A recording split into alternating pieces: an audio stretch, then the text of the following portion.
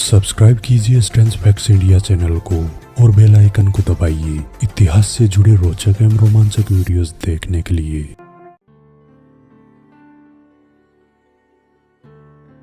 हल्दी घाटी युद्ध में महाराणा प्रताप की विजय हुई थी। उस समय के फारसी तारीखों में अकबर के चाटुकार लेखनीकारों ने गलत व मनगढ़ंत तथ्यों की रचना की है। मेवाड़ में उपलब्ध शिलालेखों, ख्यातों, प्रशस्तियों में तथा आधुनिक इतिहासकारों ने भी प्रताप विजय का वर्णन किया है।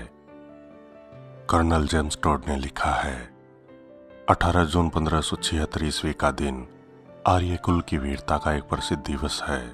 जितने दिन तक मनुष्य वीरता और महानता की पूजा करेंगे, जितने दिन जगत में राजपूत जाति रहेगी, उतने दिन तक इस उपरोक्त दिन का वृत्तांत मनुष्य के इतिहास में प्रकाशमान और रक्त मिश्रित अक्षरों में लिखा रहेगा।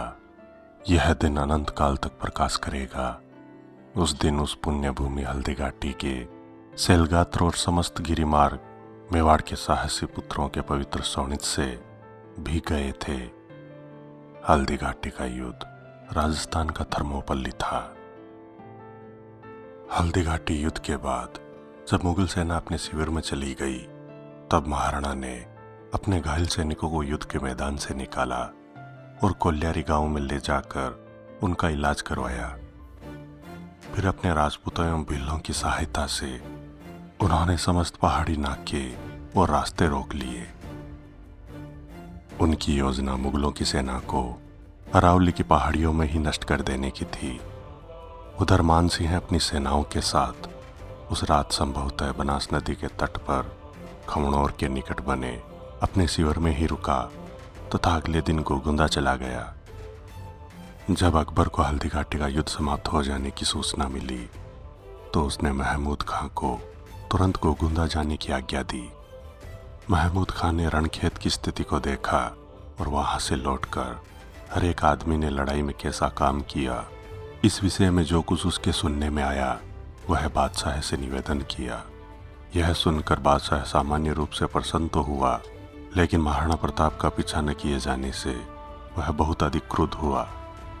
मानसिंह तथा उसके साथियों ने अकबर को विश्वास दिलाया कि जीत मुगल पक्ष की हुई है, किंतु वह वास्तविकता को अच्छी तरह से समझता था कि महाराणा की सेना ने उसे तथा मुगल सेना को गोगुंदा में बंदी बना लिया है।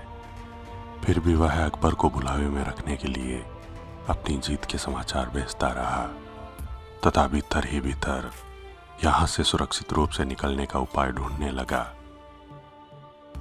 महाराणा प्रताप की सेना मुगल सेना से बहुत छोटी थी, लेकिन महाराणा का भय मुगल सेना में इस कदर व्याप्त था कि भोजन प्राप्ति के लिए गोगुंदा से निकली मुगल टुकड़ी छोटा सा खटका होते ही कोसों दूर भाग जाती थी।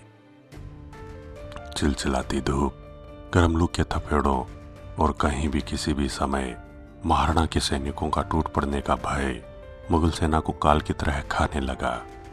उस पर महाराणा ने पहले ही दिन मुगल सेना की रसद सामग्री छीन ली। इस कारण मुगल सैनिक पहाड़ों में लगे आम के पेड़ों से आम तोड़कर खाने लगे। ज्यादा आम खाने से बहुत से सैनिक बीमार पड़ गए। जब काफी दिनों तक मानसिंह लौट कर नहीं आया, तो अकबर समझ गया कि हल्दी घाटी में उसने पाया कुछ नहीं, अभी तो खोया है। फिर भी उसने ऐसा अभिनय किया मानो हल्दी घाटी में उसे भारी विजय मिली हो तथा उसकी बहुत बड़ी इच्छा पूरी हो गई हो। इसलिए 29 सितंबर 1576 को वह ख्वाजा मोइनुद्दीन के उर्स पर अजमेर आया और वहां से 6 लाख रुपए और कुछ सामान मक्का और मदीना के योग्य पुरुषों को बंटवाने के लिए देकर सुल्तान ख्वाजा को उधर रवाना किया। अकबर ने कुतुबुद्दीन मोहम्मद खां, कुलीज खां और आसफ खां को यह आज्ञा देकर भेजा कि वे महाराणा के मुल्क में सब जगह फिरे और जहां कहीं उसका पता लगे वहीं मार डाले। मानसिंह को गोगुंदा में रहते हुए 4 माह बीत गए थे, किंतु उससे कुछ भी न बन पड़ा, जिससे बादशाह ने उससे तथा आसफ खां और काजी खां को वहां से चले आने की आज्ञा लिख भेजी। मुगल सेना गोगुंदा में कैदियों की तरह पड़ी हुई थी। जब कभी थोड़े से आदमी रसद का सामान लेने के लिए जाते, तो उन पर राजपूत धावा करते इन आपत्तियों से घबराकर शाही सेना राजपूतों से लड़ती भिड़ती बादशाह के पास अजमेर चली गई। जब मानसिंह और आसफ खां अजमेर पहुंचे तो उनकी ड्यूटी बंद कर दी गई। महाराणा अपने ताने नियत कर कुंभलगढ़ चले गए। अबुल फजल ने अकबर की पराजय का हल छिपाकर इतना ही लिखा है, वे महाराणा के प्रदेश में गए परंतु उसका कुछ पता न लगने से बिना आज्ञा ही लौट आए, जिस पर अकबर ने अप्रसन्न होकर उनकी ड्यूटी बंद कर दी, जो माफी मांगने पर बहाल की गई। फिर बादशाह बांसवाड़ा की तरफ गया। वह 6 माह तक महाराणा के मुल्क में या उसके निकट बना रहा, परंतु महाराणा ने उसकी परवाह तक न की। बादशाह के मेवाड़ से चले जाने पर महाराणा भी पहाड़ों से उतरकर शाही थानों पर हमला करने लगा और मेवाड़ में होकर जाने वाले शाही लश्कर का आगरे का रास्ता बंद कर दिया। अल-बदायूनी ने मुंतक बुतवारिक में हल्दी घाटी में महाराणा की जीत के बारे में लिखा है। उसने कहा है, इस वक्त हमारी सेना की बुरी तरह हार हो गई। राणा ने घाटी से निकलकर गाजी खां की सेना पर हमला किया और उसकी सेना का संहार कर उसके मध्य तक जा पहुंचा, जिसे सिकरी के शहजादे शेख मंसूर, गाजी खां आदि भी भाग निकले। हमारी फौज तो पहले हमले में ही भाग निकली। जब युद्ध के समाचार लेकर मैं अकबर के पास जा रहा था, तब मार्ग में मुगल विजय के बारे में बताता तो कोई उस पर विश्वास नहीं करता। इस तरह हल्दी घाटी युद्ध के तुरंत बाद की इन घटनाओं से यह प्रतीत होता है कि महाराणा प्रताप ने इस युद्ध को पूरी शिद्दत के साथ जीता था, लेकिन चाटुकार इतिहासकारों के कारण आज तक हमें पढ़ाया गया कि हल्दी घाटी युद्ध में अकबर की विजय हुई थी। दोस्तों, आपकी इस बारे में क्या राय है? कृपया लाइक एवं कमेंट जरूर करें।